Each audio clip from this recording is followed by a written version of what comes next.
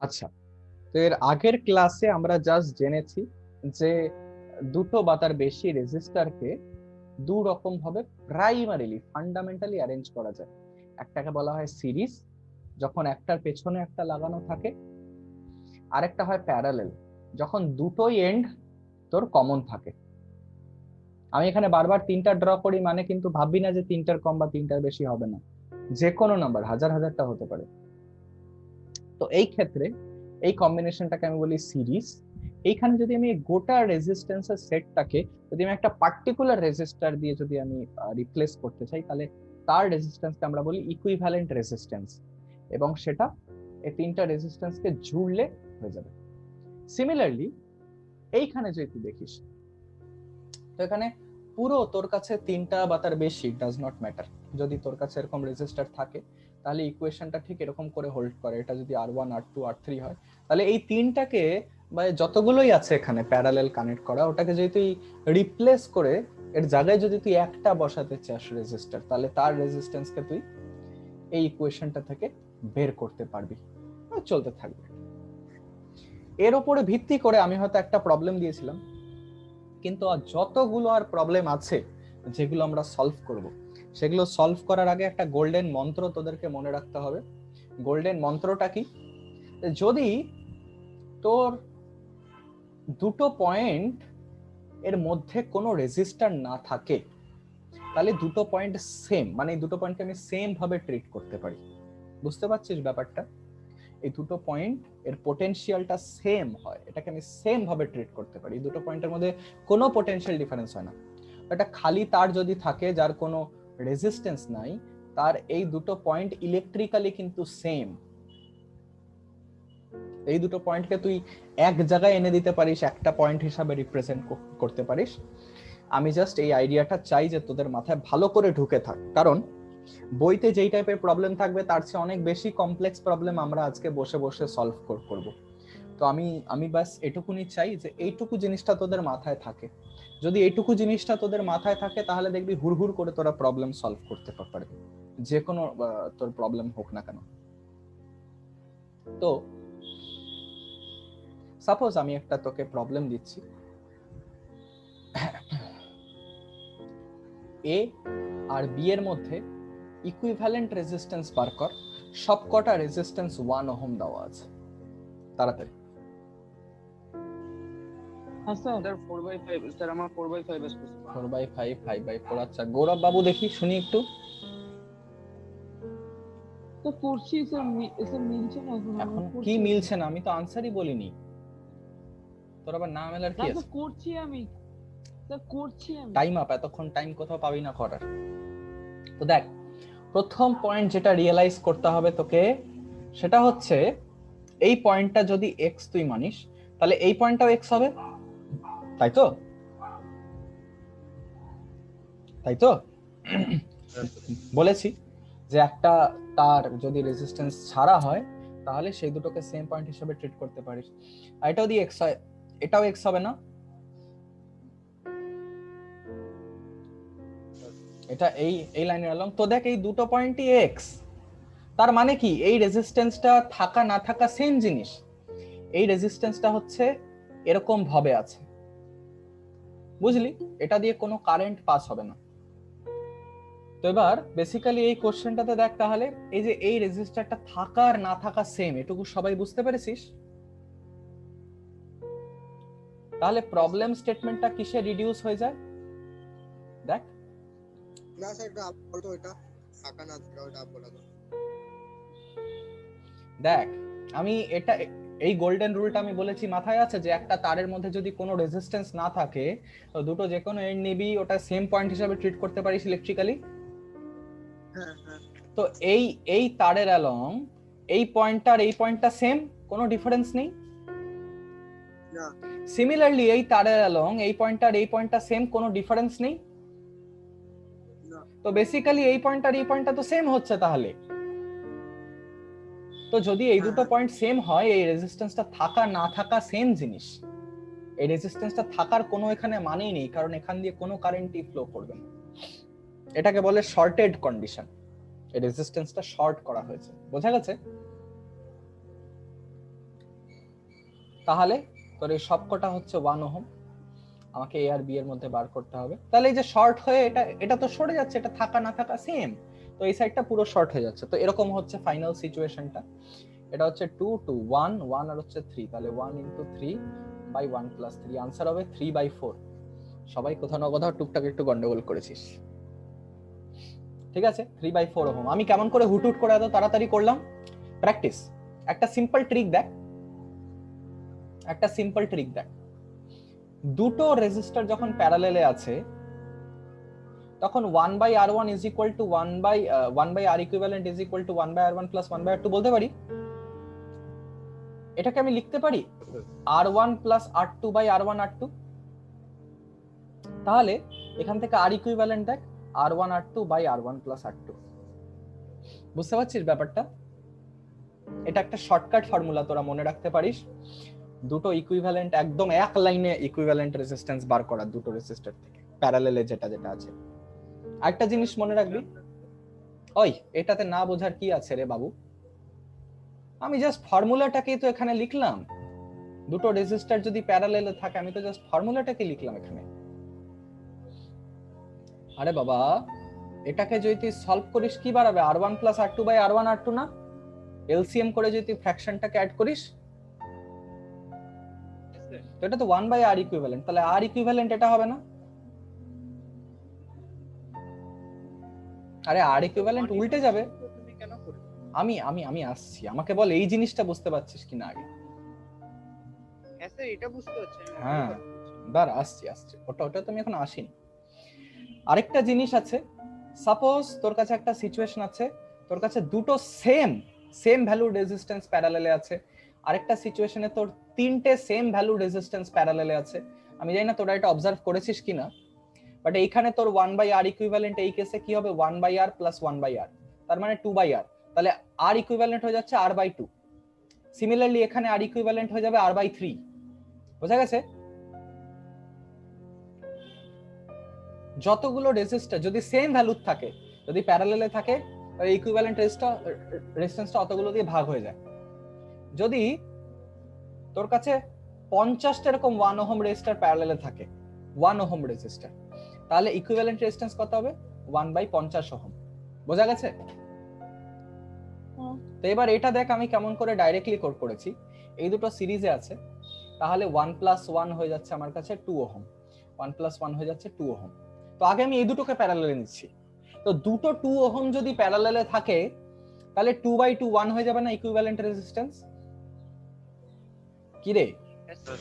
তো এই 1 ওহম রেজিস্ট্যান্সটা একটা 3 ওহম রেজিস্ট্যান্সের সাথে তোর প্যারালেলে আছে। এবার এটা টোটাল 3 হলো। তো এটা আমি একবারে করেছি 1 ইনটু 3 বাই 1 প্লাস 3, 3/4 হয়ে গেছে। বোঝা গেছে? যখন প্রবলেম প্র্যাকটিস করতে থাকবি এসব শর্টকাট দেখবি হাতের সামনে আসতে থাকবে। কতবার 1/r equivalent is equal two 1/r1 1/r2 করবি বল? ঠিক আছে, আমি কিন্তু দুটো দুটো করে ব্রেক করছি এবং এই ফর্মুলাটা ঠিক তাই বলে। কেউ না বুঝতে পারলে আমায় বল। স্যার আরেকবার স্যার একটু এক্সপ্লেইন করে দিন স্যার। দেখ আমার মাইন্ডটা দেখ কি করে কাজ করছে এখানে। দেখ এখানে এটা 2 ওহম আছে, এখানে এটা 2 ওহম আছে, তাই তো?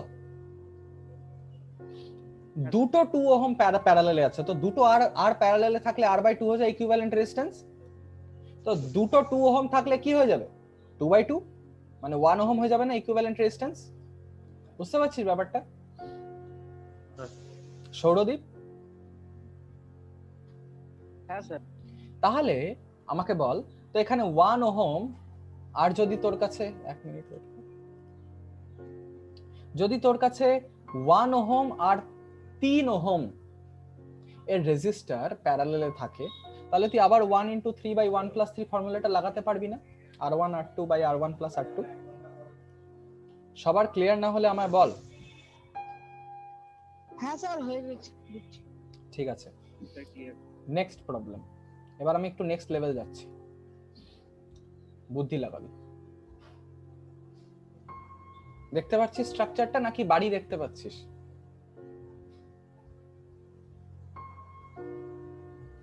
এ বি এর মধ্যে ইকুইভ্যালেন্ট রেজিস্ট্যান্স বার কর।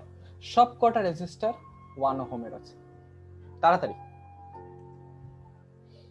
আচ্ছা ঠিক আছে, অনেকক্ষণ দিয়ে দিলাম, আনসারে আসি। আমি নিজেও জানি না আনসারটা কি, সলভ করতে হবে। প্রথমে একটা কোয়েশ্চেন থেকে সবসময় এরকম টাইপের কোয়েশ্চেনে আননেসেসারি এলিমেন্টস গুলোকে আমরা সরাবো। কেমন করে দেখ, প্রথমে আসি এই পয়েন্টে।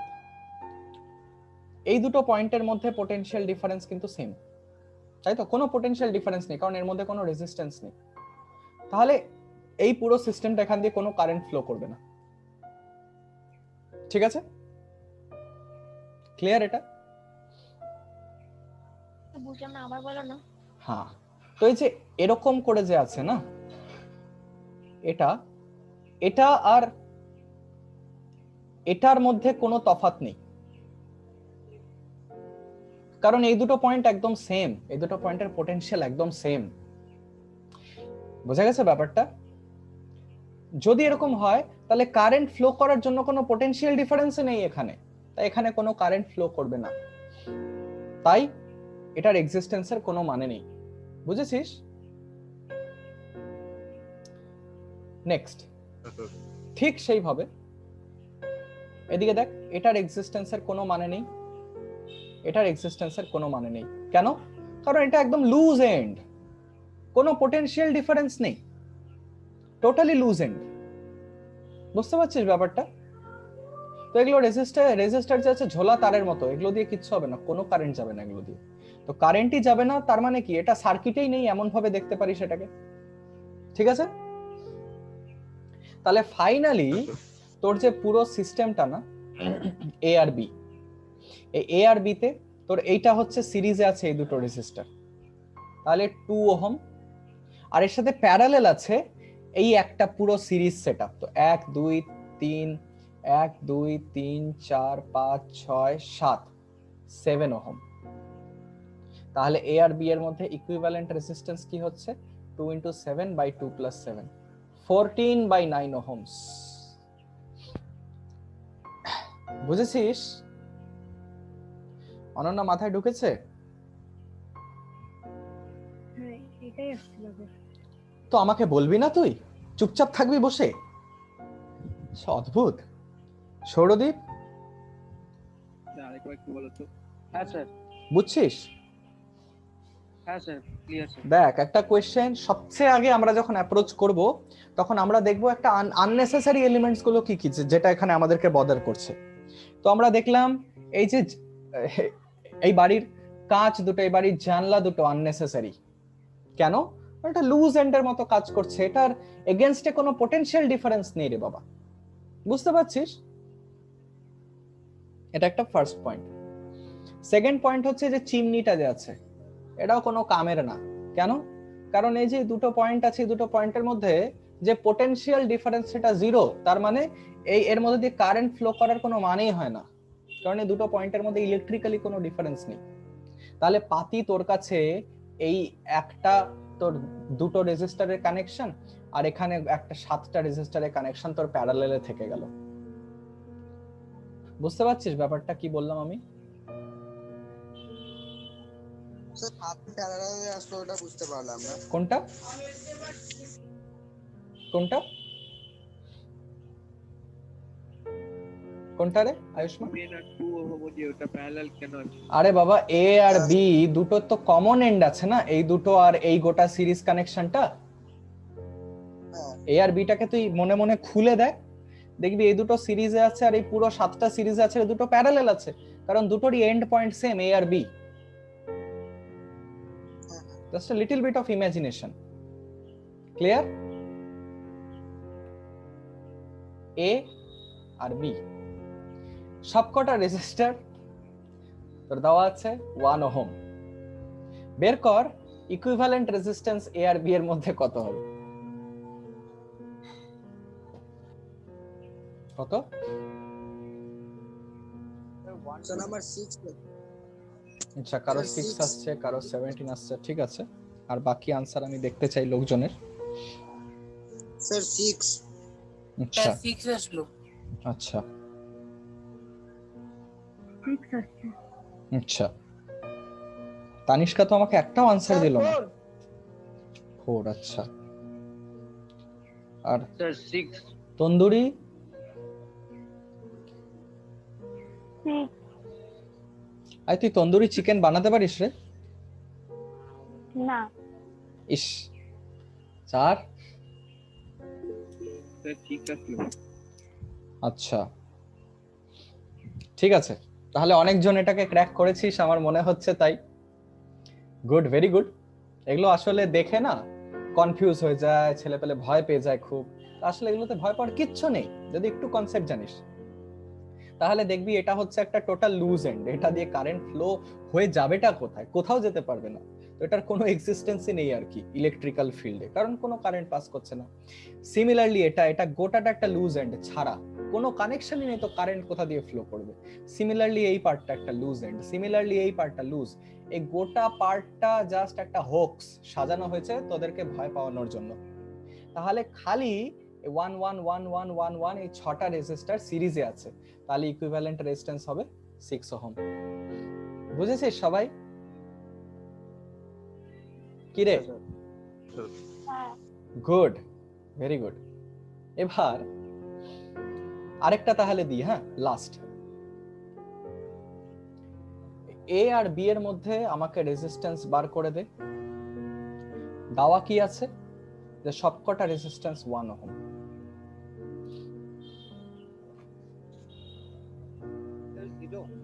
স্যার 0 হ্যাঁ স্যার 0 স্যার এটাই গুড।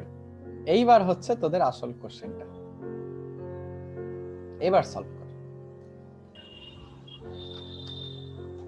আরে এটা আমি বানালাম এখন। ওটাই তো স্যার, তুমি আর্টিস্ট তো অনেক বড় তাহলে। অনেক বড়? আর আর কত চাটবি বাবা, বেশি নাম্বার পাস না জানিস তো। না স্যার না, আমি বলতে আরে আর কি মাছ, আরে এরকম করে আমি নিজে খেলতাম রে বাবা, আমি যখন ক্লাস 10-এ ছিলাম, তো তোদেরকে নিয়ে খেলবো না? এটা কোনদিন হয়? কত মাথা খোলে এই টাইপের যত কমপ্লেক্স প্রবলেম করবি এসব করলে। আচ্ছা ঠিক আছে, কামিং টু দ্য আনসার। তো প্রথম কথা আমাকে আগে ডিসকার্ড করে দিতে হবে যেগুলো আননেসেসারি জিনিসপত্র। এটা হচ্ছে টোটালি আননেসেসারি, এটাকে রাস্তা থেকে সরিয়ে দিলাম। তো বেসিক্যালি এ থেকে বি গোটাটা সিরিজ খালি এইটুকু একটা প্যারালাল আছে 2 ওহমের। তো 2 ওহম যদি 1 ওহমের সাথে প্যারালাল থাকে তাহলে টোটাল কত হয়? 2 আর 1 প্যারালাল থাকলে 2/3 ওহম হয়। তাহলে এটা 1 ওহম, এটা 1 ওহম, এটা 1 ওহম, এটা 1 ওহম, এটা 1 ওহম, এটা 1 ওহম, তাহলে 6 প্লাস 2/3 ওহম হবে হচ্ছে ফাইনাল আনসার। তাহলে 20/3 ওহম হচ্ছে ফাইনাল আনসার। সবাই বুঝতে পেরেছিস? স্যার এটাই এসছে স্যার আমার। গুড। তো বললি না কেন? স্যার মানে মানে তুমি ফট করে শুরু করে দিলে তো স্যার, মানে তুমি শুরু করার পরে তারপরে শেষ হলো তো, তার জন্য স্যার। আচ্ছা ঠিক আছে, তো এটা হচ্ছে আনসার। আই কারোর কিছু জিজ্ঞাসা করার আছে এখানে?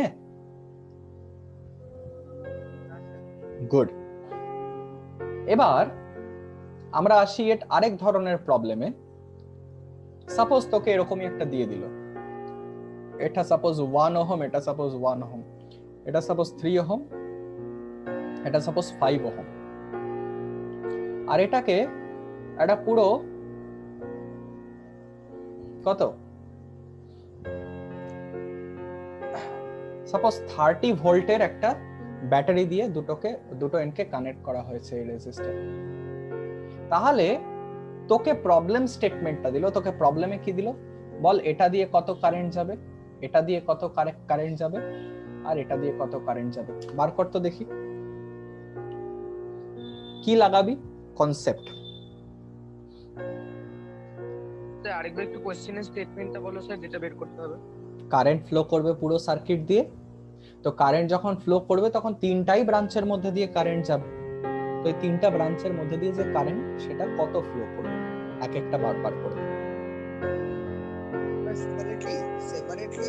সেপারেটলি i1 এর ভ্যালু, i2 এর ভ্যালু আর i3 এর ভ্যালু একবারে কি বার করবি তুই? i2 10 আর i3 6। হ্যাঁ স্যার আমারও সেম এটাই। গুড। তো সবাই বুঝতে পেরেছিস ব্যাপারটা? কারণ আমরা মনে আছে তোদের, আমরা যে বের করেছিলাম এই তোর ইকুইভ্যালেন্ট রেজিস্ট্যান্সের কনসেপ্টটা, সেটা কিন্তু এই ব্রাঞ্চিংটাকে ব্যবহার করে আমরা i1 v/r1 লিখলাম, মনে আছে গল্পটা? তো বেসিক্যালি তোকে যদি I1 বার করতে হয়, I1 এর অ্যাক্রস পোটেনশিয়াল ডিফারেন্স মানে এই তোর সাপোজ তোর এই pair of register across potential difference সেটা 30 আছে, ডিভাইডেড বাই এটা রেজিস্ট্যান্স সেটা হচ্ছে 2, তাহলে 15 অ্যাম্পিয়ার। যদি আমি I2 বার করতে চাই তাহলে 3 ওহমের এগেইনস্টে পোটেনশিয়াল ডিফারেন্স আবারও 30 আছে, প্যারালেলে সবসময় পোটেনশিয়াল ডিফারেন্স সেম থাকে, তাহলে 30/3 যেটা হচ্ছে 10 অ্যাম্পিয়ার। আর I3 ফাইনালি কত হবে, এই পোটেনশিয়াল ডিফারেন্সটার অ্যাক্রসে 30 আছে, তাহলে 30/5 যেটা হচ্ছে 6 অ্যাম্পিয়ার। এরকম কোশ্চেন আসতেই পারে, বোঝা গেছে? ঠিক আছে, এটা তো তখন যখন তোরা পোটেনশিয়াল ডিফারেন্সটা জানিস। এইবার আমি প্রবলেম স্টেটমেন্টটা একটু পাল্টে দিচ্ছি, সেম টাইপের প্রবলেম থাকবে, বাস প্রবলেম স্টেটমেন্টটা একটু পাল্টে যাবে। এটা 1, এটা 1, এটা 3, এটা 5 ওহম সাপোজ। এবার আমি বলে দিচ্ছি যে তোর যে এখানে কারেন্ট যে আছে না, এই কারেন্ট তোর এখান দিয়ে ফ্লো করবে কত, I is equal to suppose 5 ampere total কারেন্টটা। তাহলে আমাকে বল I1 কত হবে, I2 কত হবে, I3 কত হবে? I1 হচ্ছে 5/2, হ্যাঁ স্যার 5/2 5/3 আর হচ্ছে I3 হচ্ছে 1। 1 হ্যাঁ এটা এসছে। হয় নাই? একটা জিনিস মাথায় রাখ, স্যার বেশি রেজিস্ট্যান্স দিয়ে কারেন্ট সবসময় সবচেয়ে কম যাবে, কমন সেন্স স্যার। এটা। বল। স্যার বললাম একটু টাইম লাগবে, তারও করতেছি। টাইম নে, দেখ কি করে কোড এটা করবি। না স্যার একটু পারছি না স্যার, এটা একটু করে দাও। ভীষণ কমন সেন্স, একটু যদি মাথাটা লাগাস বুঝে যাবি যে কারেন্ট এখান দিয়ে আমি টোটাল আছে মানে আমার আইডিয়াটা কি I1 I2 I3 বার করার, এখানে কত ভোল্টেজ সেটা বার করলেই আমার হয়ে গেল সব। তো এখানে কত ভোল্টেজ এর অ্যাক্রসে সেটা বার করার জন্য আমার কি লাগবে, কারেন্ট তো আছে, আমার এখানে ইকুইভ্যালেন্ট রেজিস্ট্যান্সটা লাগবে। তো এইখানে এর অ্যাক্রসে ইকুইভ্যালেন্ট রেজিস্ট্যান্স কত হবে, 1/2 প্লাস 1/3 প্লাস 1/5, তাই তো?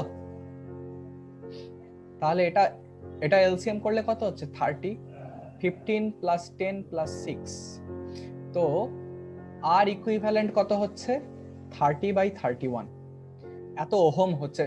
তাহলে আর ইকুইভ্যালেন্ট মানে এটাকে একটা রেজিস্ট্যান্স দিয়ে যদি তুই রিপ্লেস করিস তাহলে 30/31 ওহম তোর লাগবে। তাহলে এটার অ্যাক্রসে ভোল্টেজটা কত হচ্ছে, কারেন্ট ইনটু রেজিস্ট্যান্স না, V is equal to IR না, তাহলে এটা 150/31 ভোল্ট হচ্ছে। এইবার এটাকে 5 দিয়ে ডিভাইড কর, I3 পেয়ে যাবি, 3 দিয়ে ডিভাইড কর, I2 পেয়ে যাবি, 1 দিয়ে তো 2 দিয়ে ডিভাইড কর, I1 পেয়ে যাবি। কি আয়ুষ্মান এটাই করেছিস তো? হ্যাঁ স্যার এটাই। বুঝতে পারলি সবাই? হ্যাঁ স্যার, সবার মাথায় ঢুকলো? এই এটাই এসেছিল। যে আবার একই কথা, কোনো কনফিডেন্সই নাই না লাইফে। তুই দেখছিস আমি র্যান্ডমলি প্রবলেম বানিয়ে দিচ্ছি, তুই দেখছিস আমি র্যান্ডমলি আনসার বানিয়ে দিচ্ছি, আর তুই ফুলমালার মতো ইন্টিজার টাইপ আনসার এক্সপেক্ট করছিস। কোথাও হয় না রে ইন্টিজার টাইপ আনসার ওরকম, কোথাও না। তোর বয়সটাও তো ইন্টিজারে নাই রে বাবা, তোর বয়সটাও তো ডেসিমেলে আছে। আচ্ছা, বোঝা গেছে ব্যাপারটা?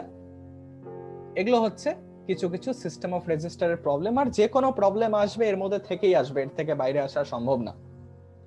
এইবার আমাদের যে লাস্ট টপিকটা আমরা সেটাই আসি, সেটা কি, সেটা হচ্ছে প্র্যাকটিক্যাল অ্যাপ্লিকেশন। স্যার বলছিলাম যে স্যার স্যার আগেরটা না একবার একটু স্যার বলে দিতে পারবো, আমি না স্যার বেরিয়ে গেছিলাম তো আমি শুনতে পারি। আমি বলছি এইখানটায় সব থেকে আগে ভোল্টেজটা তোকে বার করতে হবে, নাহলে কারেন্টটা তুই বার করতে পারবি না প্রতিটা ওয়্যারে। তো এটার ভোল্টেজটা বার কি করে করবি, যদি তোর কাছে কারেন্ট অলরেডি থাকে এটার ইকুইভ্যালেন্ট রেজিস্ট্যান্সটা বার করবি। ইকুইভ্যালেন্ট রেজিস্ট্যান্স বার করলেই সেটাকে কারেন্ট দিয়ে মাল্টিপ্লাই করলে IR V is equal to IR, তুই ভোল্টেজটা পেয়ে যাবি। আর একবার যদি ভোল্টেজটা পেয়ে যাস তাহলে একদম আগের প্রবলেমের মতো হয়ে যাবে ব্যাপারটা। বোঝা গেছে? মাথায় ঢুকেছে? হ্যাঁ স্যার। ঠিক আছে, এইবার আসছি আমরা কিছু প্র্যাকটিক্যাল অ্যাপ্লিকেশনসে। প্র্যাকটিক্যাল অ্যাপ্লিকেশনটা জানা খুব নেসেসারি। কেন? কারণ বেসিক্যালি প্র্যাকটিক্যাল অ্যাপ্লিকেশনের উপরেই অনেকখানি ইলেকট্রিসিটি যা যা আছে ডিপেন্ড করছে। তোদের বাড়িতে মিটার বোর্ড কতজন দেখেছিস? স্যার দেখেছি।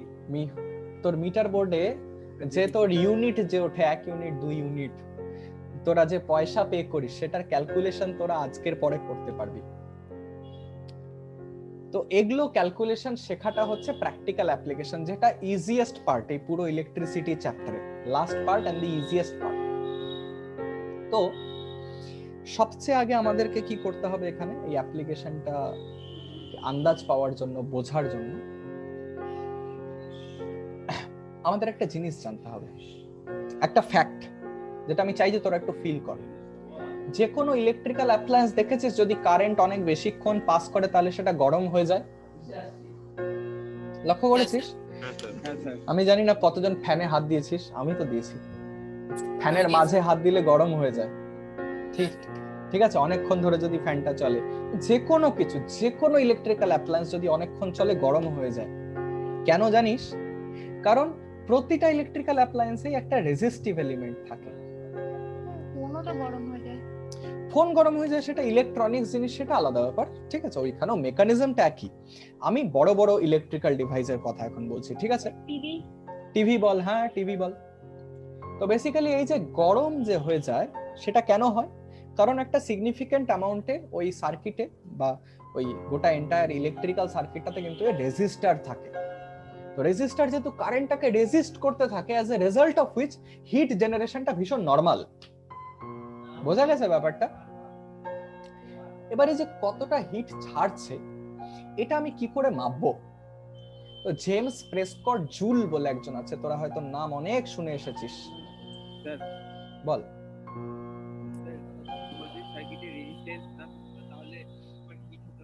না, একদমই না। এটাই তো এক্স্যাক্টলি, আমরা তো এটাই তো চেষ্টা করছি, যাতে ইলেকট্রিসিটি তো একটা এনার্জি রে বাবা, সেটা আসতে যায় যখন অনেকটা হিট লস হয়ে যায়। হিট লস হয়ে যায় মানে এনার্জি লস হয়ে যায়। আমরা চাই কিছু এনার্জি পাঠাতে, কিন্তু পৌঁছায় আলটিমেটলি কিছু কম। যতখানি পৌঁছায় এটাকে বলে এফিশিয়েন্সি, সেটাকেই তো আমরা কম করার কত রকমের চেষ্টা করছি। বুঝতে পারছিস ব্যাপারটা? আচ্ছা, তো এবার জেমস প্রেসকট জুল এটাকে নিয়ে এক্সটেন্সিভলি রিসার্চ করেছিলেন এবং তিনি কিছু কিছু অবজারভেশন পেয়েছেন। এই হিট এনার্জি যেটা ডিসিপেট হচ্ছে, এটাকে যদি আমি এইচ ধরে নিই, এই এইচটা আই স্কোয়ারের প্রপোর্শনাল, ঠিক আছে? তার মানে কারেন্ট যদি দ্বিগুণ যায় একটা রেজিস্টার দিয়ে, তাহলে হিট যেটা তৈরি হবে সেটা কিন্তু 4 গুণ হয়ে যাবে। যদি কারেন্ট 3 গুণ বেড়ে যায় তাহলে যে হিট প্রডিউস হচ্ছে সেটা কিন্তু 9 গুণ বেড়ে যাবে। বুঝা যাচ্ছে ব্যাপারটা? ক্লিয়ার?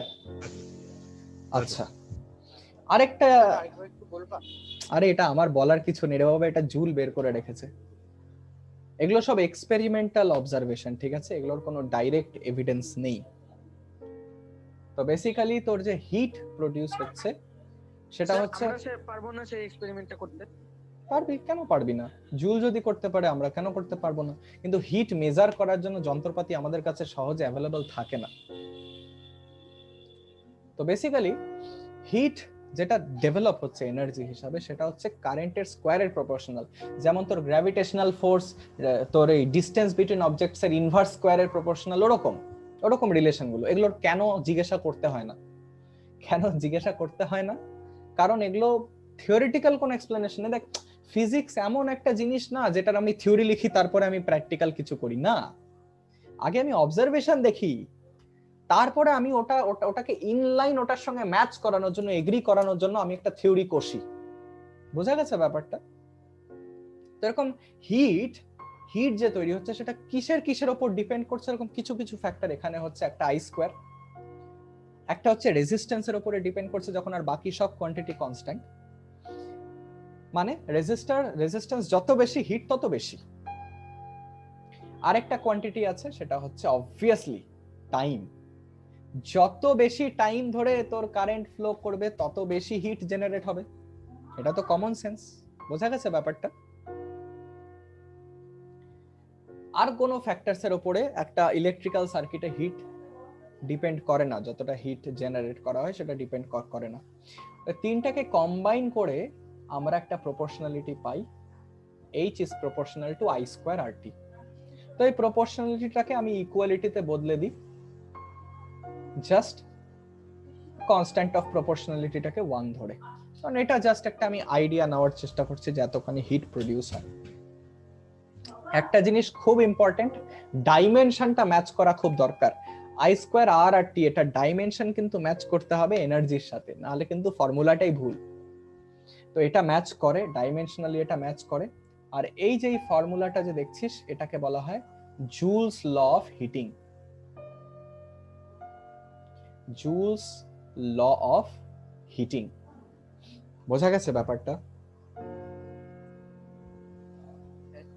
কারেন্ট অ্যাম্পিয়ারে হবে, রেজিস্ট্যান্স ওহমে হবে, টাইম সেকেন্ডসে হবে। আর এই যে হিট প্রডিউসড হচ্ছে সেটা অবভিয়াসলি একটা এনার্জি, তো সেটা কততে হবে? সেটা জুলসে হবে। তো সাপোজ তোকে যদি আমি বলি যে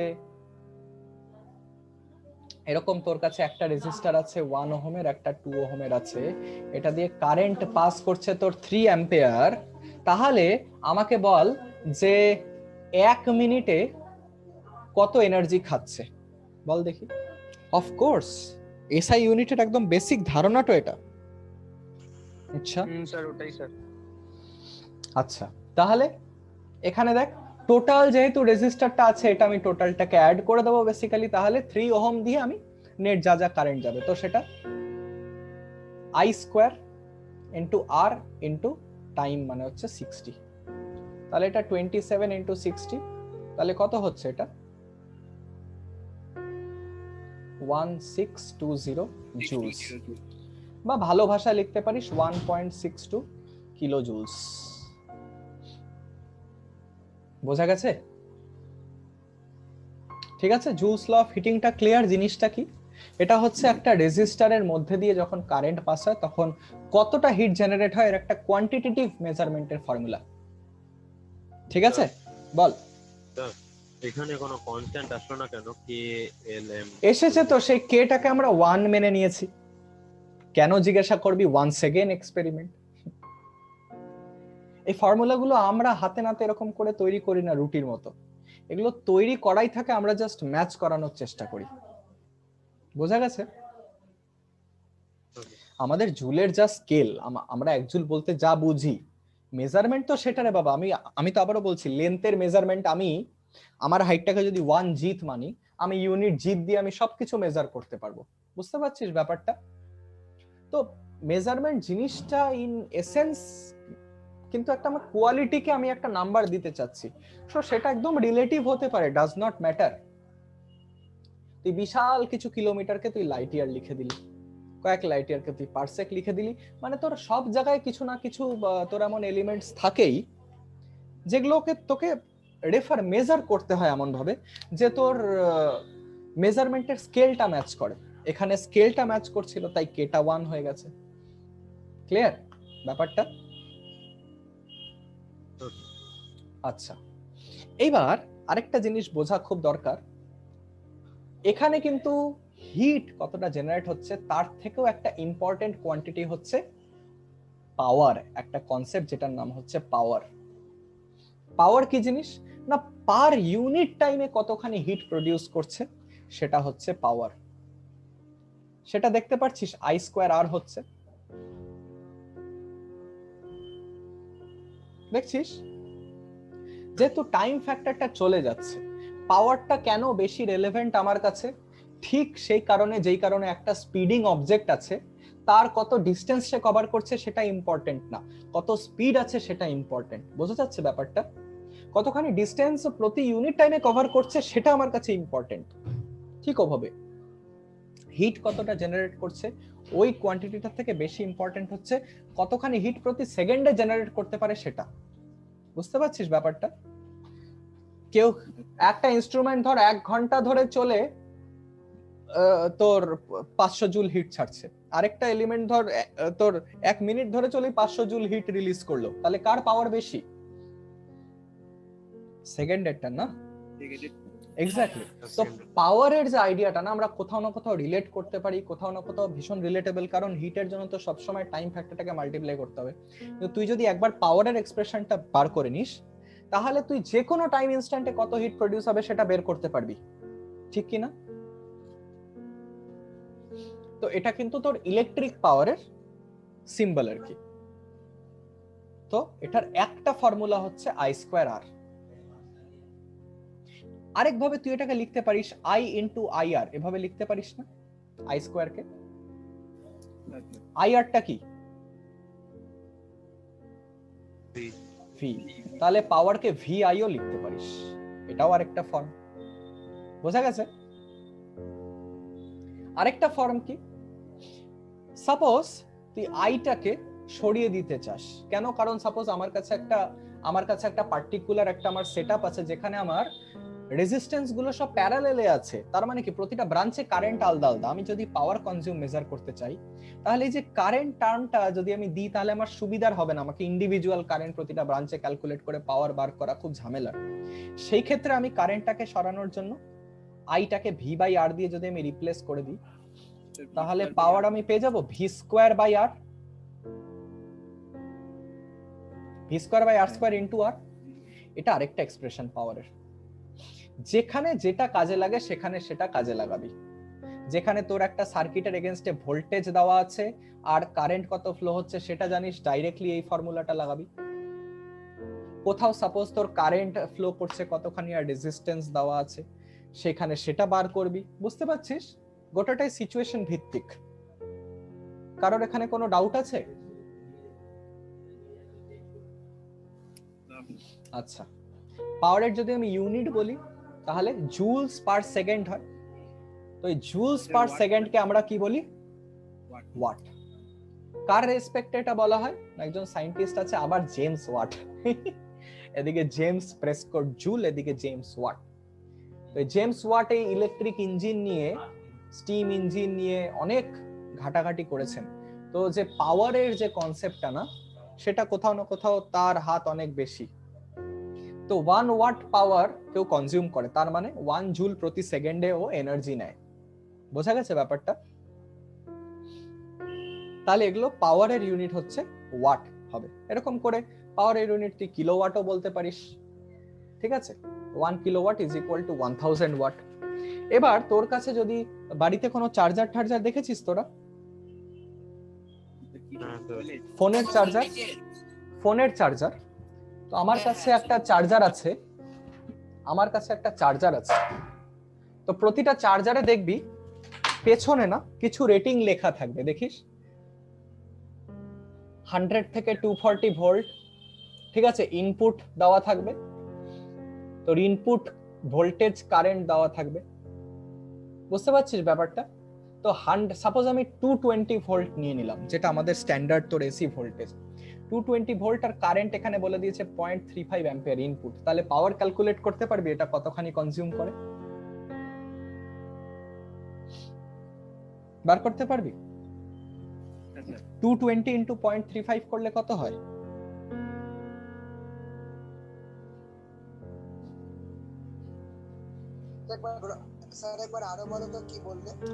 যে কোনো একটা চার্জার, যেমন আমার এই চার্জারটাতে ইনপুট যে তোর ভোল্টেজ আছে, আমি জানি এটা 220 ভোল্ট যেটা ইনপুট থাকে, আর কারেন্ট কনজাম্পশন বলেছে 0.35 অ্যাম্পিয়ার ইনপুটের সমান। তাহলে 77 কি? 77 ওয়াট। এই জিনিসটা মনে রাখতে হবে। তো 77 ওয়াট পাওয়ার কনজিউম করে। কিন্তু এখানে যে আউটপুট আছে, আউটপুট দেখবি লেখা থাকবে 5 ভোল্ট 2 অ্যাম্পিয়ার। এগুলো হয়তো তোরা দেখে এসেছিস, 5 ভোল্ট 2 অ্যাম্পিয়ার এখানে দেওয়া আছে। তো এটার আউটপুট পাওয়ার কত? 5 ভোল্ট আর যদি 2 অ্যাম্পিয়ার থাকে, 5 ভোল্ট আর যদি 2 অ্যাম্পিয়ার থাকে, তাহলে এটার পাওয়ার কত হবে? 10 ওয়াট। তো এটা একটা 10 ওয়াটের চার্জার। বুঝতে পারছিস? যেগুলো চার্জার দেখবি 20 ওয়াট, সেগুলোকে বলে ফাস্ট চার্জার না? তো যত পাওয়ার আউটপুট বেশি হবে একটা চার্জারে, সেটা তত তাড়াতাড়ি একটা মোবাইলকে চার্জ করতে সক্ষম হবে। বুঝতে পারছিস ব্যাপারটা? এখানে যেমন এটা 10 ওয়াট চার্জার, মানে এটা ফাস্ট চার্জার আমরা বলতে পারবো না এটাকে। বোঝা গেছে? ক্লিয়ার কনসেপ্টটা? পাওয়ার কি জিনিস?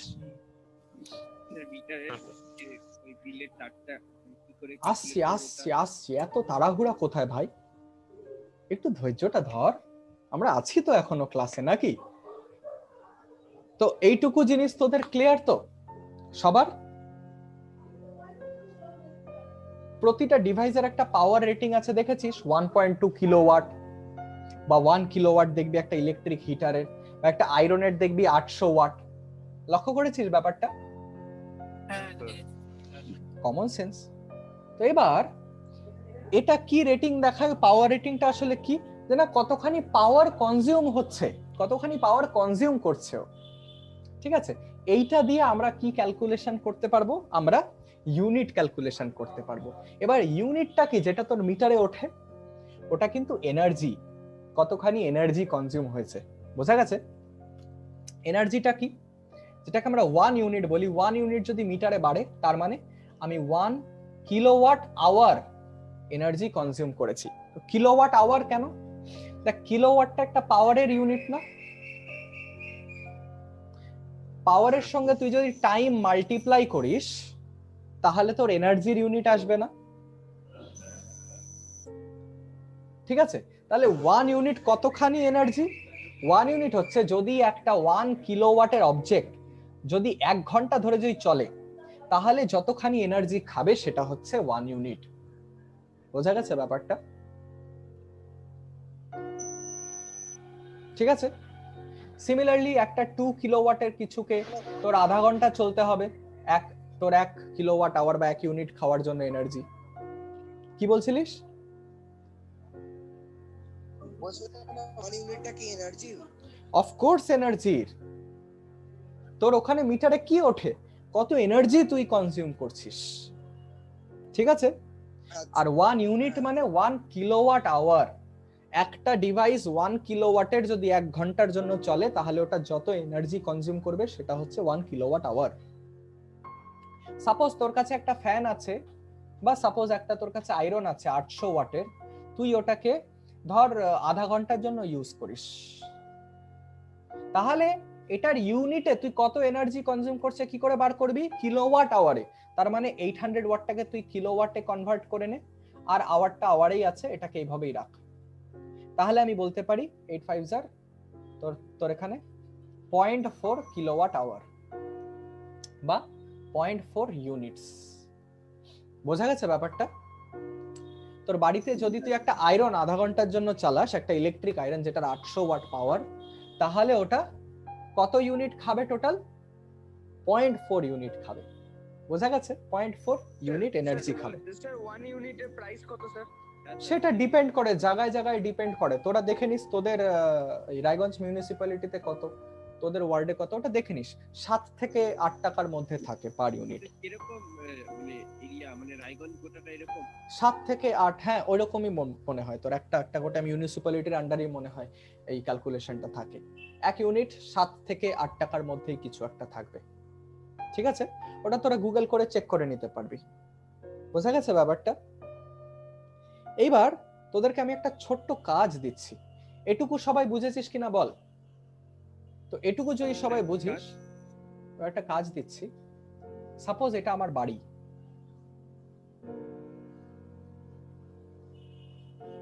এটা আমার বাড়ি আছে, এখানে আমার একটা লাইট আছে, এখানে আমার একটা এসি আছে, এখানে আমার একটা ফ্যান আছে, এখানে আমার একটা মোটর আছে, আর এখানে হচ্ছে ইলেকট্রিক আয়রন আছে আমার কাছে একটা, এটা আমার টেবিল, এখানে বসে পড়াশোনা করি, আর এখানে আমি একটা ইলেকট্রিক আয়রন একটা ঝুলায় রাখছি। আমি জানিস সিঙ্গেল মানুষ একটা, তো সিঙ্গেল মানুষের ওয়াশিং মেশিন ছাড়াও হবে না কাজ, তো একটা ওয়াশিং মেশিনও আছে। প্রতিদিনের কাজ প্রতিদিন করি, গরিব মানুষ। তো আমি কিছু কিছু পাওয়ার রেটিং বলে দিই। সাপোজ ফ্যানটা হচ্ছে পাওয়ার হচ্ছে তোর কত, সাপোজ 150 ওয়াট, এসিটার পাওয়ার হচ্ছে 1.5 কিলোওয়াট, আয়রনটার পাওয়ার হচ্ছে 700 ওয়াট, ওয়াশিং মেশিনটার পাওয়ার হচ্ছে ধর 900 ওয়াট, আর মোটরটার পাওয়ার সাপোজ 3 কিলোওয়াট। আয়রনটা আমি প্রতিদিন আধা ঘন্টা ইউজ করি বা 40 মিনিট ইউজ করি, অনেক কাপড় জামা আছে। ফ্যানটা আমি রোজ তো 6 ঘন্টা ব্যবহার করি। লাইটটা আমি, আচ্ছা লাইটের পাওয়ার রেটিং দিই। লাইট হচ্ছে 20 ওয়াট, আর লাইটটাকে আমি কতক্ষণ ইউজ করি? লাইটটাকে আমি 8 ঘন্টা ইউজ করি। এসিটা আমি 1 ঘন্টা ইউজ করি, বেশি আমি সহ্য করতে পারি না। ওয়াশিং মেশিনটা অটোমেটিক চলে, তো মোটামুটি 2 ঘন্টা লাগে চলতে প্রতিদিন। আর মোটরটা আমার 1 ঘন্টা চালাতে হয় জলের ট্যাঙ্কিতে জল নেওয়ার জন্য। তো পার ইউনিট যদি 7 টাকা হয়, তাহলে বলতো আমাকে 2021 এর এই মাসে মানে জুন মাসে কত টাকা টোটাল খসাতে হবে পকেট থেকে? তাড়াতাড়ি কর, 5 মিনিটের বেশি দিব না। এটা কিন্তু আমি পার ডেতে বললাম, 1 ঘন্টা ইউজ হয়, এটা 2 ঘন্টা ইউজ হয়। স্যার আমার একটু বেশি আসলো স্যার। কত? স্যার আমার আসলো 1642। আমাকে কি মাইরেই ফেলবি? আমি মাসে ইলেকট্রিসিটি ডিপার্টমেন্টকে 1600 টাকা দিব? আইলা খাইছে কাম। আশেপাশেই আসবে, তার মানে এই অ্যাপ্রক্স ভ্যালু নিয়ে করেছি তো ওই জন্য। বাড়া একটু কম টম কর আমার জন্য। আচ্ছা, জোকস অ্যাপার্ট, সময় দাও। হাই দেখ এদিকে। প্রতিটা এলিমেন্টের আমরা আলাদা আলাদা পাওয়ার কনজাম্পশন দেখব, মানে তোর এনার্জি কনজাম্পশন দেখব, তারপরে সবকটাকে অ্যাড করে দেবো। তো এটা 3 কিলোওয়াট যদি 1 ঘন্টার জন্য চলে, 3 কিলোওয়াট আওয়ার মানে 3 ইউনিট এটা খাবে। 900 ওয়াট মানে 0.9 তোর কিলোওয়াট, এটা 2 ঘন্টার জন্য চলছে, তার মানে 1.8 ইউনিট খাবে, তাই তো? সিমিলারলি এটা 1.5 কিলোওয়াট 1 আওয়ারের জন্য চলছে, 1.5 কিলোওয়াট আওয়ার মানে 1.5 ইউনিট খাবে। এটা 20 ওয়াটের মাত্র 8 ঘন্টার জন্য চলছে। 20 ওয়াট মানে কত? 20/1000 মানে তোর 0.02 কিলোওয়াট, এটা 8 ঘন্টার জন্য চলছে, তাহলে এইটা খালি 0.16 ইউনিটই কনজিউম করছে পার ডে। 150 ওয়াটের ফ্যান 6 ঘন্টার জন্য চলছে, 150 মানে 0.115 কিলোওয়াট। আই দাঁড়া, খালি আমার বাড়ায় যাচ্ছে ইলেকট্রিসিটির কস্ট। 0.15 কিলোওয়াট, এটা 6 ঘন্টার জন্য চলছে, তাহলে 0.9 ইউনিট খাচ্ছে ফ্যানটা। আর 700 ওয়াট 40 মিনিটের জন্য চলছে, তাহলে 0.7 ওয়াট যদি 40 মিনিটস মানে 4/6 আওয়ার, তার মানে 2/3 আওয়ারের জন্য যদি চলে, তাহলে কত হচ্ছে? 1.4/3 0.46 ইউনিট। সবকটাকে অ্যাড কর, তাহলে পার ডে এনার্জি কনজাম্পশন পাবি 3 + 1.8, তাহলে 7.82 ইউনিট পার ডে হচ্ছে। জুনে 30টা দিন আছে, তাহলে 30টা দিনে কত ইউনিট হচ্ছে টোটাল কনজিউম? 234.6 ইউনিট, তাই তো? ঠিক আছে। হ্যাঁ স্যার। তো এবার যদি এক ইউনিট যদি 7 টাকার হয়, তাহলে আমাকে তো অনেক টাকা খসাতে হচ্ছে রে। তাহলে দেখলি বেশি অ্যাপ্লায়েন্স রাখলে তোর কত টাকা খসাতে হয় পার মান্থ? 1642 টাকা। আমারও তো এটা ভাই এত টাকা দিব না, হবে না। এসি খুলে ফেলতে হবে, কারেক্ট। হ্যাঁ, তারপরে তোকে দিয়ে কাচাবো আমি কাপড়, হ্যাঁ কাজের মাসি বানায়, ওটাই তো করবি তুই। কাজের মাসি হয়েও টাকা কামাবে, দেখ সুরভির অবস্থা দেখ।